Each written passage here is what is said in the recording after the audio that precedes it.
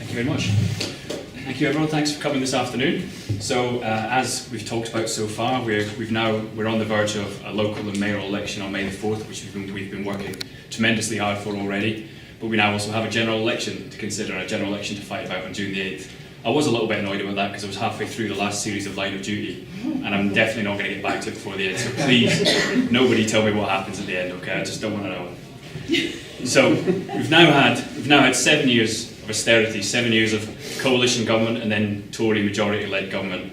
And we all know what's happened. I don't need to keep telling you that. We've had a destruction of our public services, our NHS being, many services being underfunded, people leaving the health service, libraries being closed around the country, and all the damage that the coalition and the Tories have done. And where we should be absolutely determined that we have a chance now to end that austerity. But the election's about more than just austerity. It's obviously about Brexit, about everything that's happening there as well. But it's about even more than just that. The country, I really do feel now, is coming to a crossroads at this election. We can take one of two paths. We can take a path where we look to the future, where we think about being an open, tolerant society, about building technologies of the future, building stronger communities. We can go back to looking at the politics of the past, and we can be led by fear, division, hatred, and all the things that some people in politics are trying to push there now. And we know that from other examples of how politics and how elections have worked in other countries in Europe recently, in Holland, in Austria, that the Green-led movement can be a real strong force for standing up to the far right and standing up to hatred and intolerance and facing them down when we're bold and we defend what we believe in. It's only right that around the country here in the UK, people are thinking right now about alliances, about how to beat the Conservative Party, because that's the logical thing to do when we're in a voting system that works as badly as the one we've got now. We've seen the Green Party, some of the Green parties in London looking at standing down for Labour parties to beat the Tories. We've seen the Liberal Democrats standing down in Brighton rather than standing against Caroline Lucas. And those are the right decisions to make in those kind of constituencies. But the Conservatives don't have a chance of winning in Cambridge City. Here you can vote for what you believe in with confidence, that every vote you give to the Green Party is a vote for a new kind of politics, and it's a vote that will pressure the other parties in years to come to think about working together more where we need to. Every vote for us is a vote for progressive change on all the issues. When it comes to Brexit, it's not just about the technical and legal aspects of Brexit and everything that's happening, but it's about standing up for the open, tolerant society that we want. We need to be absolutely clear that we're in favour of immigration, we're in favour of free movement of people, and none of the other parties can completely say that with as much honesty and as much confidence as the Green Party. I know that other parties are keen on talking down about immigrants and what they do in the UK, but I'm absolutely clear. Our NHS couldn't run without immigrants, it couldn't run without the contributions that migrants make to our services. There is no evidence that migration pushes wages down in poorer communities, but it's the decisions made by governments like our Conservative government, which doesn't care about people, which have a really bad effect on people's lives.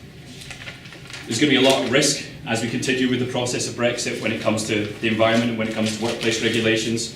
We need people in Parliament, more of them like Caroline Lucas, who are standing up to the government over issues like that and scrutinising them properly on things like the environment and things like workplace regulations. We're saying that we need a new Environmental Protection Act if we leave the European Union to make sure that we don't see a slide backwards on things like air quality and a slide backwards on things like the cleanliness of our beaches and our natural environments as well. And we can be absolutely clear that when you vote for us, we will offer people in this country a meaningful say on what happens as we leave the European Union. If the Brexiteers and the people who are leading Brexit really do feel like they get the best deal for us when they come out of the negotiations with the European Union, they should have absolutely no fear of taking that to the British people and asking them to vote on it.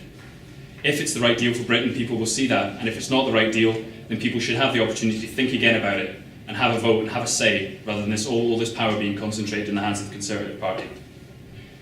Unfortunately, the Labour Party have failed to properly scrutinise the government over this. They've been torn between protecting their votes in the north of England in certain communities and protecting their votes in urban metropolitan areas where people favoured Remain, and they've waved the white flag over Article 50 and managed to secure no significant concessions from the government. What happens next is all dependent on the quality of the people that you send to Westminster to scrutinise the government over the negotiations in the years to come. But I don't want to just talk about Brexit and about the process of leaving the EU, because this election, as I've said, is about so much more than that. As Mark said, I work for the NHS, I'm a charge nurse at Addenbrooke's there, and I've seen over the last couple of years how badly the NHS is struggling. We've barely made it. I talk about the winter crisis, but it isn't just a winter crisis, it's an all year round crisis now. Over the last couple of weeks, Addenbrooke's has had barely any beds to admit patients into. It's running at dangerously overheated levels of occupancy, and it really is putting lives at risk and it's making people go without the care and the dignity that they deserve.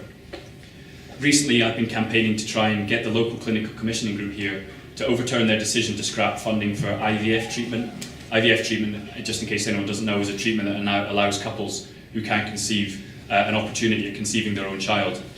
This campaign is a real symptom of what's happened to our NHS, because the National Institute for Clinical Excellence, who make the decisions about funding treatments on the NHS around the country, have said this is a cost-effective, good treatment, that people should have 3 attempts on the NHS to have IVF treatment.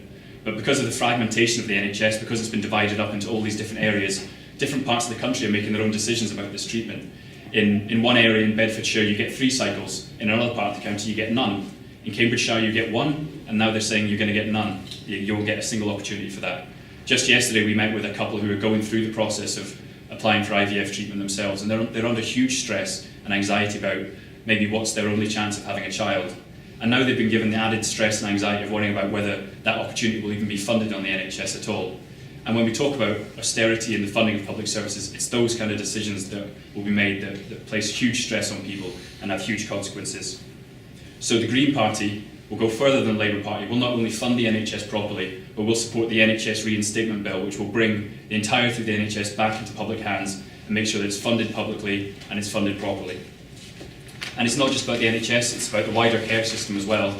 Local campaigns here have been really, really good at scrutinising what's going on as austerity has trickled down to our local councils, and they've been unable to fund proper social care services for people. And this means things like vulnerable children going without the support they need, elderly people left alone overnight and not getting the care visits they require. It's those kind of things that are happening, and those kind of things we need to campaign against.